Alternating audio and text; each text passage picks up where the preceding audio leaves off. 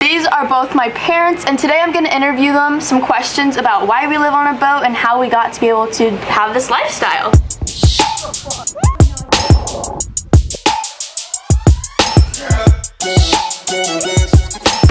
I'm Ellie Murphy. Okay, Dad? Oh, my name is Brett. Oh, why are you? My God. I'm Brett Murphy. Oh yeah, I'm Brett Murphy. And I'm Crystal Murphy. And we live on a boat. Y'all are terrible. So the biggest question that we probably get asked as a family is, why do we live on a boat? We live on a boat because back in 2018, Brett and I both had epiphanies about life, and what catapulted that is that my dad was diagnosed with astrocytoma, which is brain cancer. It was a really hard time in our life, but I did have a major epiphany through all of that. I was in the Woodlands, he was in San Antonio, and they gave him a prognosis of 3 to 6 months to live. And I would visit him every weekend with my kids. And after going 13 weekends in a row, I just realized the value of health and the value of relationships, because if you don't have your health, then you really don't have anything. Nothing matters anymore. Your cell phone doesn't matter. Your cowboy hat doesn't matter. Your watch doesn't matter.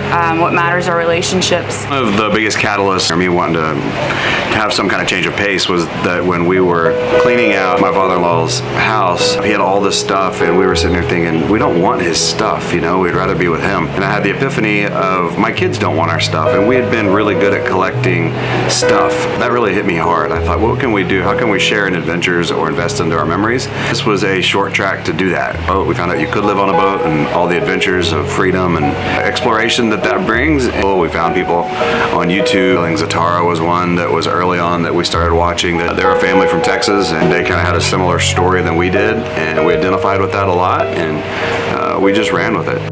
How did you set up your work? What did you do?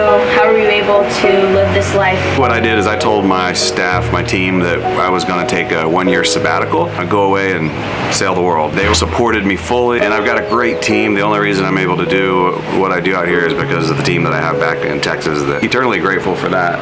Brett's always attributed his success to his team, and I attribute that to Brett's vision, developing systems to where he could pull himself away. There's no greater gift than passive income. I'm so proud of you, babe.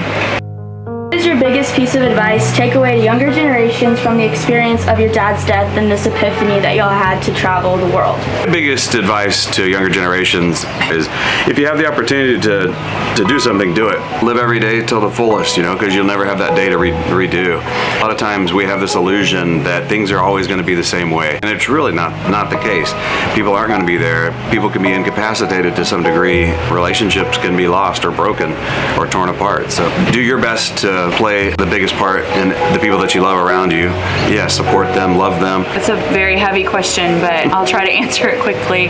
As a young person, your parents won't be around forever. If you have a rocky relationship or not the best relationship with one of your parents, I would suggest to pursue them anyway, love them anyway, you know, make memories with them, because they won't be around forever. Another suggestion I have is, it's based on my Christian faith, is to never give up on prayer. I prayed for my dad and his salvation to become a Christian for 25 years. When he was diagnosed with his brain tumor, I was able to address it with him and talk to him and ask him if he'd like to pray with me, to ask Jesus into his heart, you know, become a Christian, and he said the prayer with me, and 25 years of prayer was answered in a split second. I'm so excited because I'm going to see my dad again.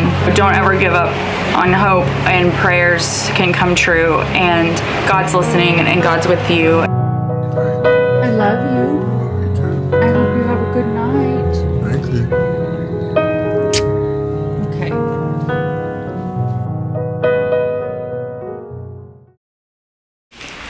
I hope you were inspired by the video of my parents and you got to deeper understand the why behind me and my family's lifestyle. It was a very life-changing moment for us, and our lives have never been the same. You're probably wondering where I'm at, or if you know, I'm currently home in Texas, and I'm going to be visiting for a month, and then I'm going to go back to Grenada and be on the boat again. And then once we get back to the boat, we're gonna see if we might buy a sailboat. That's where we're at. To end my video, I'm gonna do a Q&A of questions y'all asked me on my Instagram. So let's get started with the Q&A. The first question is, do you wanna live on a boat forever when you're older and not living with your family? Honestly, I have no idea. I don't know what I want to do when I'm older, and I don't know. An idea that I kind of want to do is graduate early and then travel until I need to go to college and then go to college. Another idea is not go to college, but I'm not really sure how it's going to play out for me. I have no idea. We'll see. Top favorite places you've been to. Lisbon, Portugal, the Exumas, the DR, Dominican Republic, St. Bart's, Mustique, Les Saints, Guadeloupe. There's a lot of places that I love. What's the one thing about land life that you were glad to be rid of? Personally, for me, I had a lot of preconceived notions of the world and what I thought it was to be. I don't really know how to word this right. I just had some things very wrong than what I thought I knew. But I'm also glad to get rid of stoplights, traffic. How do you get letters or how do you order something online and where do you get it? I don't really order anything online. Say that my dad needs to order a part for the boat, we can get it shipped to a place and then be like, okay, we're gonna be here for longer to receive the package. And we'll usually send the package to the marina that we're at or a post office. For the most part, we don't really ever get packages or send letters. Is it easy living on a boat to find friends? There are a ton of families that live this lifestyle also, but there's not a lot of teenagers. But I'm really fortunate to be with a big group of teenagers right now. It's really cool right now because I do have a lot of amazing friends. So having friends is something very important to have out here. Do you ever get bored of boat life? No. We're always doing something like water sports, hiking, tubing, wakeboarding, e-foiling. I don't really get bored. Is the unpredictable lifestyle good or hard for your mental and physical health? That is a really good question. So whenever I was 11 and we lived on a boat for a year, I was fine. I loved it. This time around, for the first 3 months, I had a very, very hard time. I couldn't get used to it because I'm such a planner. So going from that to this lifestyle was very hard for me. I was in a really bad mental state and I just couldn't get out of it. I did not want to live on a boat. I wanted to be back with my friends. I wanted to go to school. I was really homesick. Now I wake up and I'm just excited and I'm the unknown of today is what makes it exciting. Yeah, now I'm really grateful for it, which is crazy because a few months ago I probably would have said the opposite. I'm really, really glad that mindset changed. My mental health is amazing right now. It's never been better. I would not be where I'm at right now without Jesus. What is my favorite thing about boat life? The fact that you can be your authentic self 24/7 and people are going to love you no matter what. Everyone knows you for who you are and you don't have to feel like you have to put on a show to be liked. Yeah, that's one of my favorite things. Another favorite thing is learning new things every single day. Everything I go through in a day is something I can learn, which is so amazing. How often do you wash your hair? I probably wash my hair with shampoo and conditioner once every week and a half. I'm pretty much in the ocean every single day.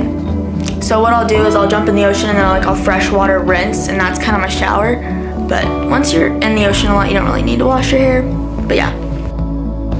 What was your favorite memory from boat life? My favorite memory is crossing the Gulf. Okay, never mind. Crossing the Gulf was the most traumatic experience I've ever had on the boat life, but there was a split moment in it that was the best moment of my entire boat life. So during that crossing, that was for 3 nights I think, we were really seasick.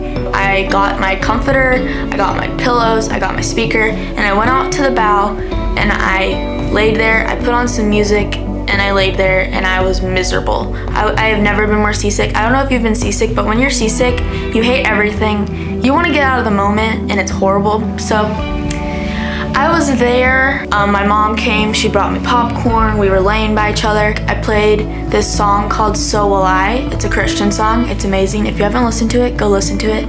It's my favorite song. And since we're in the middle of the Gulf, the stars are insane. You can't even see the black in the sky because it's just stars everywhere lighting up, and it feels like you can just touch them. And in the song it says, if the oceans roar your praises, so will I. and then it says, if the stars were made to worship, so will I.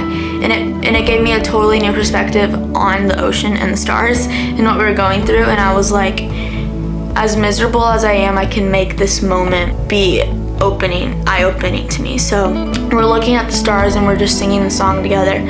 I can't tell you another moment where I felt more peace and more comfort. I felt like God was sitting right next to me. Both of us were just like awestruck, and it was such a peaceful moment in such a time of distress and misery.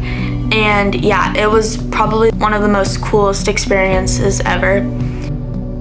Thank you so much for watching. I hope you learned a lot about me and my family.